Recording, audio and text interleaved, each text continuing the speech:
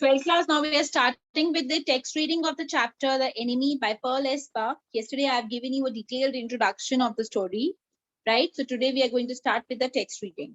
Now before we read, let me just read out the initial lines. It is the time of the World War. As I've told you, the story is set up during the World War period, the Second World War, when the relations between Japan and US were really very bad.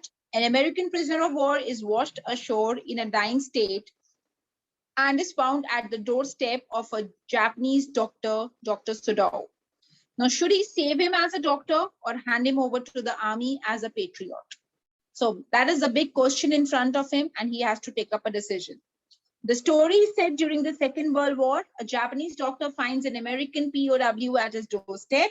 He's in a dilemma that being a doctor, should he save the wounded man, or being a Japanese, should he hand over enemy to the army? Let's find out in the text.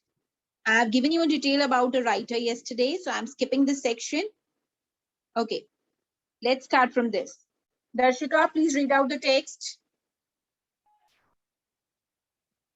Dr. Shadao Hoki's house was built on a spot of the Japanese coast where, as a little boy, he had often played. The low, square stone house was set upon rocks, well above a narrow beach that was outlined with bent pines.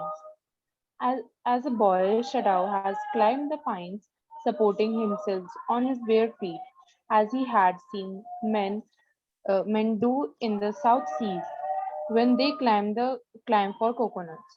His father had taken him often to the island of those seas, and never had he failed to say to the little brave boy at his side, "Those islands yonder, they are the stepping stones to the future for Japan. Where shall we step from them?" Shadao had asked seriously. "Who knows?" his father had answered. "Who can limit our future? It depends on what we make it."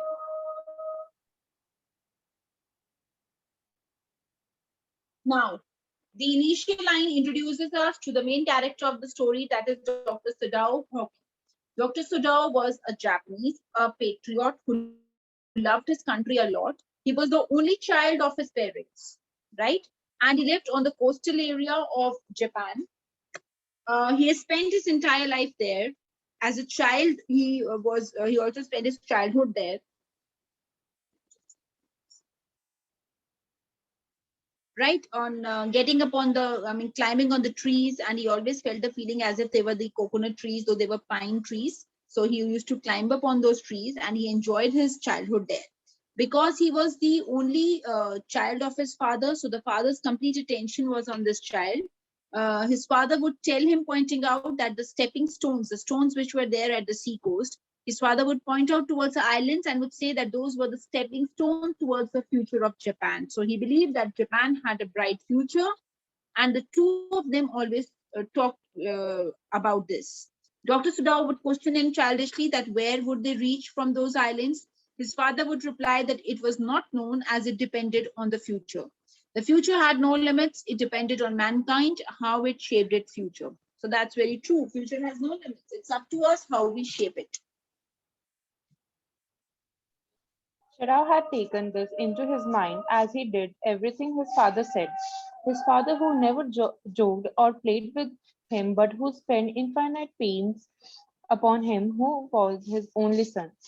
Shadao knew that his education was his father's chief concern. For this reason, he had been sent at 22 to America to learn all that could be learned of surgery and medicine.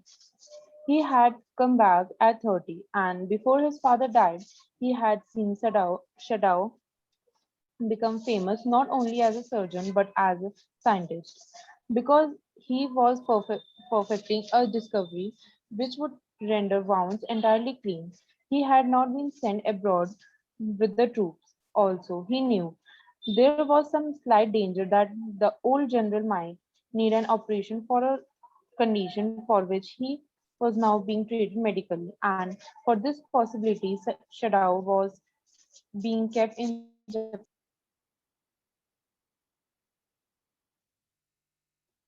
Okay. Now, as I told you that he was the only son of his father, so the father's entire attention was upon Dr. Sudhao. He never played with his son, but yes, he gave a lot of importance to his education and he paid a lot of attention towards him. At the age of 22, Dr. Sudhao was sent to America to pursue medicine and surgery. Now he came back at 30, means after spending 8 years there, he came back. And before his father died, he had seen Sudhao became famous not only as a surgeon, but also as a scientist. He was a surgeon and also a scientist because he was perfecting a discovery which would render wounds entirely clean. Now, there were two reasons. I think most of you must be aware of it. Along with the army, there are other people like the doctors, nurses, and medical staff is also sent because there are a lot of casualties, a lot of things happen in the army when they are going, when they're leading at the frontiers, right? So they need medical staff. So Dr. Sudhao was also, because this is a story, as I told you, it is from the period when Japan and America, they were in a state of war.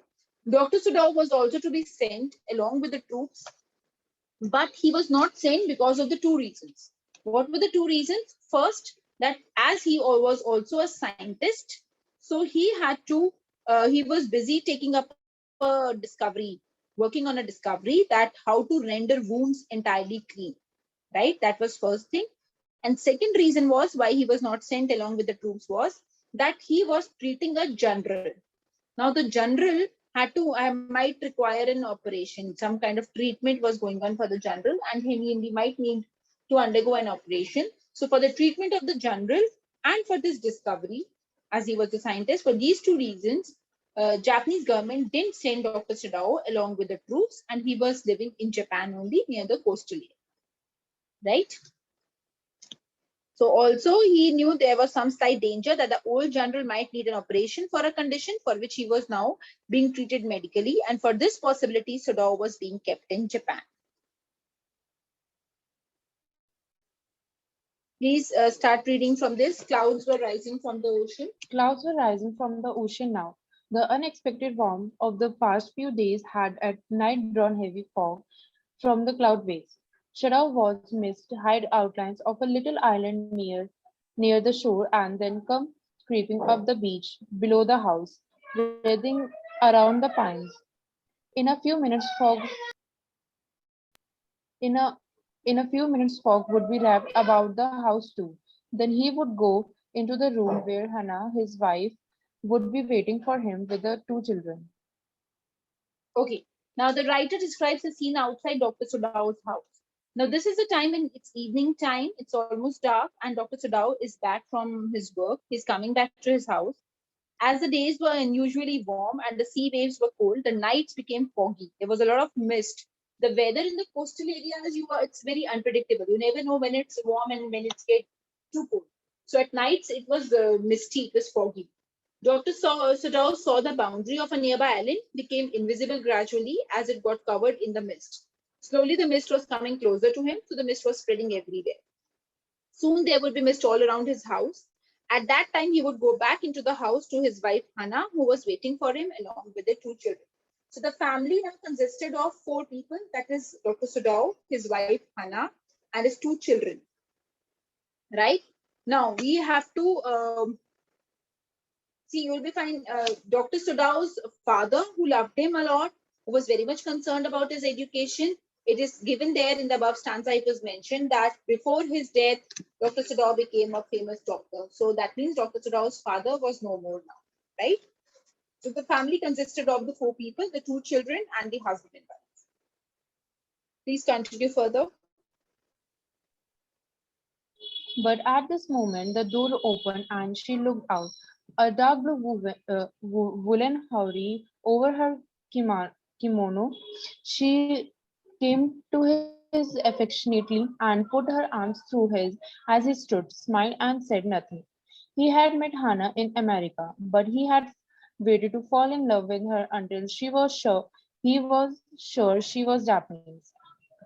His father would never have received his unless she had been pure in her race. She wondered often whom he would have married if he had not met Hannah, and by what luck he had found her in the most casual way, by chance literally, at an American professor's house. The professor and his wife had been kind people anxious to do something for their new foreign students, and the students, though bored, had accepted this kindness. Shadao had often told Hannah how nearly he had not gone to Professor Harley's house that night. The rooms were so small, the food so bad, the professor's wife so voluble. But he had gone, and there he had found Hannah, a new student, and had felt he would love her if it were at all possible. Okay.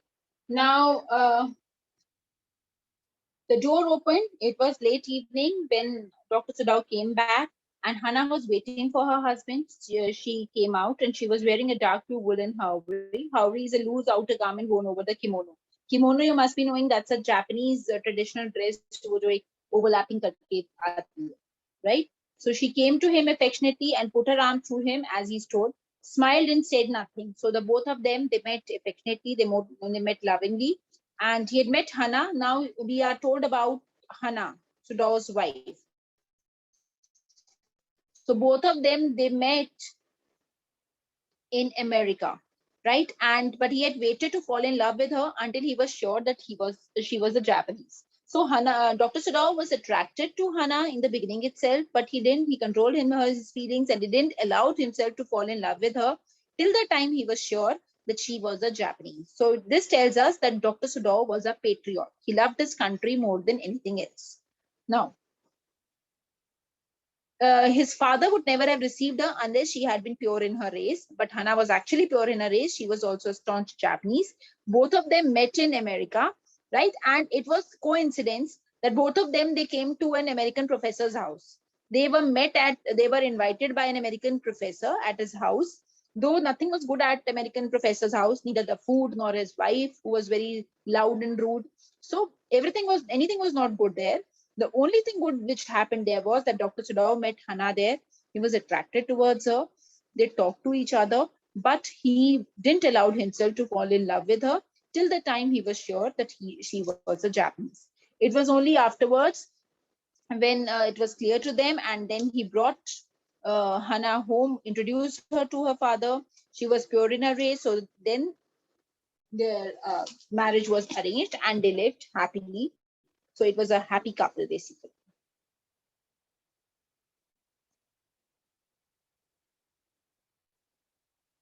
Please continue. Now he now Just a he second, felt her Darshika, एक minute दो बेटा. Darshika, just wait for a moment. Please continue.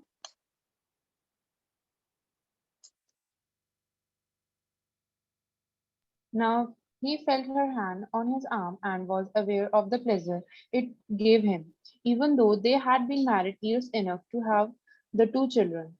For they had not married heedlessly in America. They had finished their work at school and had come home to Japan. And when his father had seen her, the marriage had been arranged in the old Japanese way, although Shadao and Hannah had talked everything over beforehand. They were perfectly happy. She laid her cheek against his arm.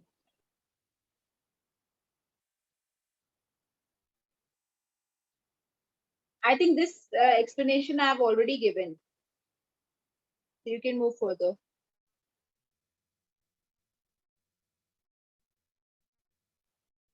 It was at Now they this met moment each that other. They were standing at the door, and each laid his cheek against his arm.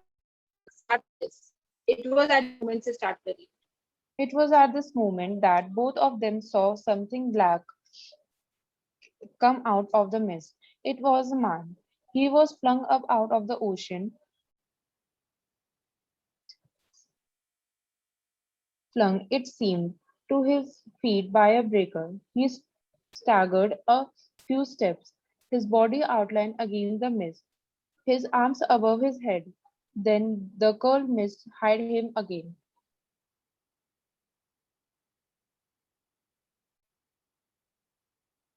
Okay. It was at this moment that both of them saw something black come out of the mist. As it was foggy everywhere, the mist was spreading. Now they saw that something was moving near the coast, right? So when they observed it carefully, they realized it was a man. He was flung up out of the ocean, flung it, seemed to his feet by a breaker, as if he was trying to get up. But then he staggered a few steps. He took a few steps unsteadily, and then he fell off again, right? Then he curled mist hid him again. Then there was again, it was very misty, so his face was not completely visible, right? So who is that? Hannah cried. She dropped Sadau's arm and they both leaned over the railing of the veranda. So they both leaned over the railing of the veranda. They were standing there. Now they came out of their house to have a look. The man was on his hands and he's crawling. The man was perhaps, he was trying to get up and crawling. But then they saw him fall on his face and lie there again because he was not able to walk as he was injured badly, right? Please continue from this point. A fisherman perhaps. A fisherman perhaps, Shaddai said, washed from his boat. He ran quickly down the steps, and behind him Hannah came, her white sleeves flying. A mile or two away, on either side, there were fishing villages, but here was only the bare and lonely coast, dangerous with rocks. The surf beyond the beach was spiked with rocks. Somehow the man had managed to come through them. He must be badly torn.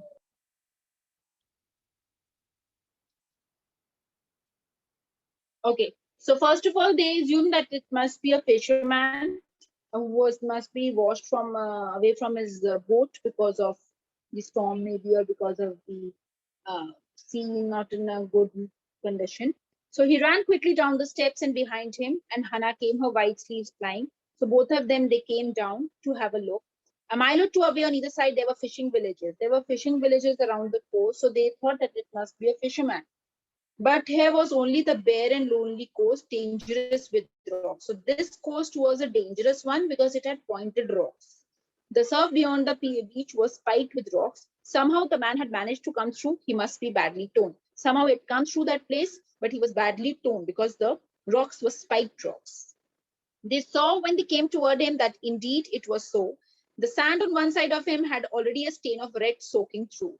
So he was bleeding badly. So the stains of the blood were visible on his clothes as well as on the sand.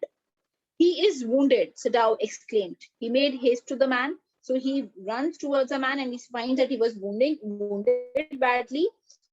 He was motionless and his face was in the sand. He was not in a condition to walk. Most probably he was unconscious. He was in wet rags of garments of the sea. He came through the sea, so he was turned the man's head. So Sadao stopped and Hannah at his side. Hannah was standing beside him and it turned the man's head. They saw the face. They saw the face. So Hannah whispered, a white man. So Hannah could make out that he was a white man. That means he was an American. Yes, it was a white man. The wet cap fell away, and there was his wet yellow long hair, as though for many weeks it had not been cut. So his hair were long, as if it had not been cut for many weeks. And upon his young and tortured face was a rough yellow beard. He was unconscious and knew nothing that they did for him. So the man was lying unconscious on the ground. Now there is a dilemma for the doctor. He can see that the man was wounded badly. He was bleeding. There was a bullet shot at his right. So the doctor inside him told him to treat him immediately. But the problem was that he was an Englishman. And Dr. Sadao, at the same time, he was a doctor, but at the same time, he was a staunch patriot. He loved his country. Now he has to take up a decision. What comes first, his responsibility as a doctor or his feelings, his national feelings, his feelings towards his nation as a patriot? So should he treat the patient or should he hand him over to the troops? So now Sadao remembered the wound and with his expert fingers, he began to search for it. Blood flowed freshly at his touch. On the right side of his lower back, Sadao saw that a gun wound had been reopened. The flesh was blackened with powder. Sometime not many days ago, the man had been shot and it had not been tended. He was shot, but the bullet shot was not treated, was not taken care of, right? The bullet was still inside his body. It was bad chance that the rock had struck the wound, and the bad chance was that the spiked rocks, Jokos Pate, they that had struck the wound. So now his condition was really miserable.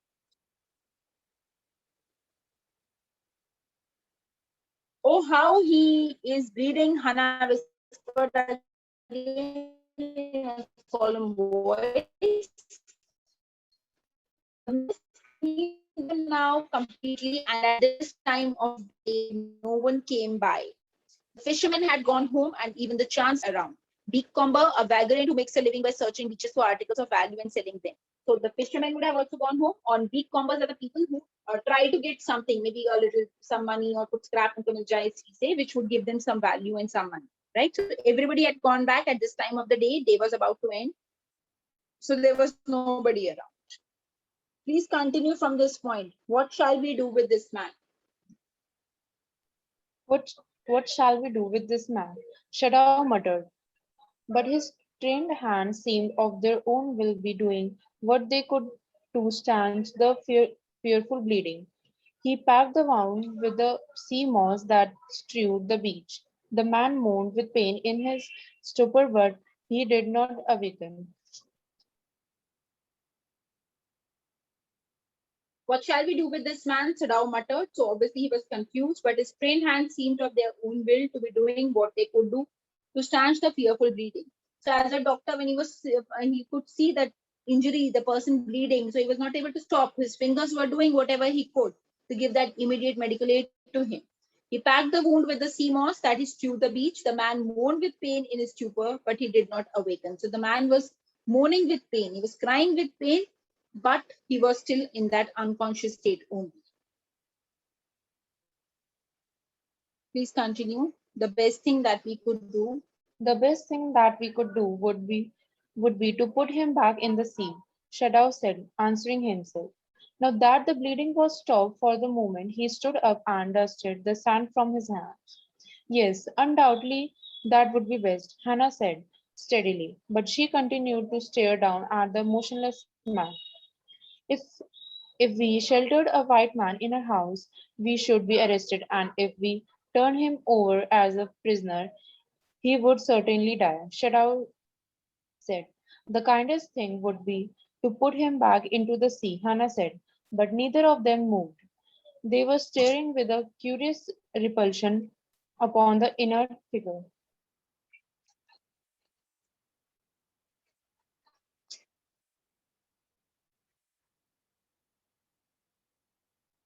Now, the best thing that we could do would be to put him back in the sea, Sadao said. Sadao said, we'll put him back, right? Now that the bleeding was stopped for the moment, he stood up and dusted the sand from his hands.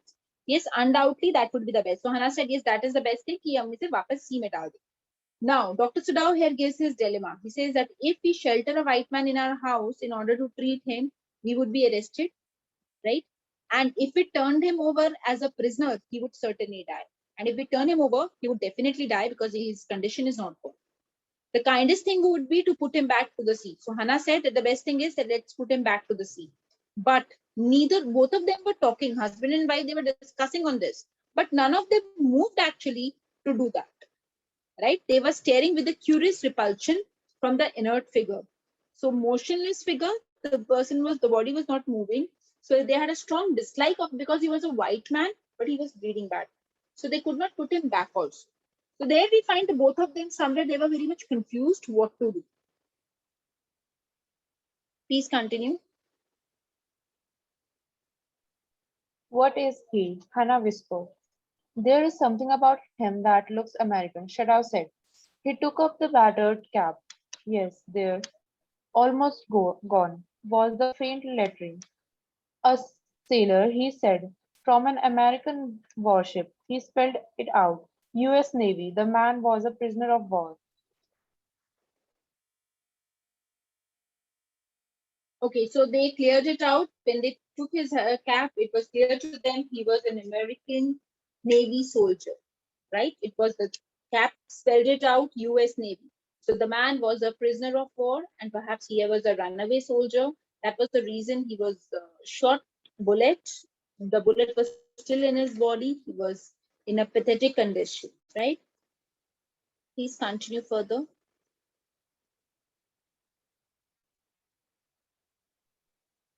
He has escaped, Hannah cried softly, and that is why he is wounded.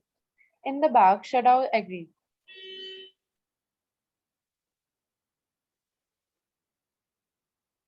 They पढ़ लो hesitated. बेटा ये. Read out this section. They hesitated, looking at each other. Then Hannah said with resolution, "Come, are we able to put him back into the sea?" "If I am able, are you?" Shadow asked. "No," Hannah said, "but if you can do it alone."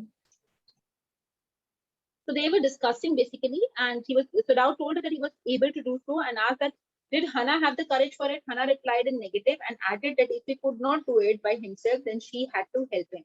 So they were talking, let's put him back to the sea, but they were not able to gather that courage to put a wounded man back into the river. It was more or less, it was like leaving him to die. Right? Sadao hesitated again. The strange thing is, he said that if the man were whole, I could turn him over to the police without difficulty. I care nothing for him. He's my enemy. All Americans are my enemy, and he is only a common fellow. You see how foolish his face is. But since he is problem, he says that if this man would have been fit, if he would be whole, means if he would be fit, if there won't be any problem, I would definitely, without a second thought, I would hand him over to the police. Right? Because he is my enemy, and America, as I told you, was in a state of war with Japan at that time. And he says all Americans are my enemies. So I would definitely not think about it even at once. But the problem is that he is wounded and he is wounded badly. Because Dr. Sudor was a doctor, for him, leaving a wounded person, leaving an injured man like this without treating him was something which his morals, which his profession, they was not allowing him to do. Right? बेटा ये वाली explanation पढ़ लो, ये important है.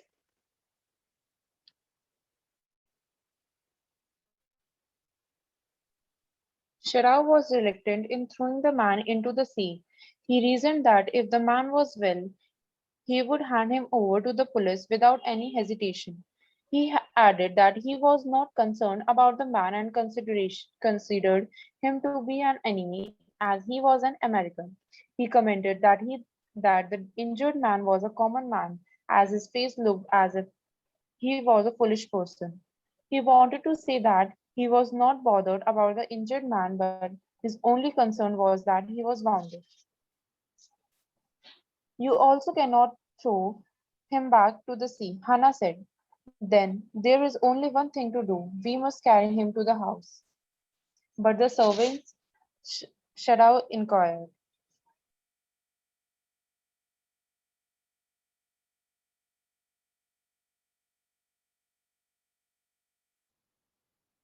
Okay. Now, Hannah said that if he could not throw him into the sea, then the second option was to carry him home. So, but Sadao said, what about the servants? They had 3-4 servants at home. And bringing your enemy at your home was a big trouble, was, inviting a trouble for yourself. If you were caught, if somebody informed the police or the army, then obviously you will also put behind the bars. So Sadao said, what about the servants? Sadao was concerned that the servants would object as they would shelter an enemy. We must simply tell them that we intend to give him to the police, as indeed we must. We must. So now we must think of the children and their position. It would endanger all of us if we did not give this man over a prisoner of war. Certainly, Sadao agreed. I would not think of doing anything else. So he says that we will tell the servants that we are going to hand him over to the police, right? And keeping this man for a long time at their house is going to be troublesome for them, for the children, for Dr. Sadao's position as a doctor, for on their lives. It will be a big trouble for them. So Hannah told this thing to Sadao, and Sadao agreed with her that he says, definitely, I will not think of doing anything else except handing him over to the police. I think we'll stop here. Darshika, please mark the line where we are stopping. Okay, ma'am.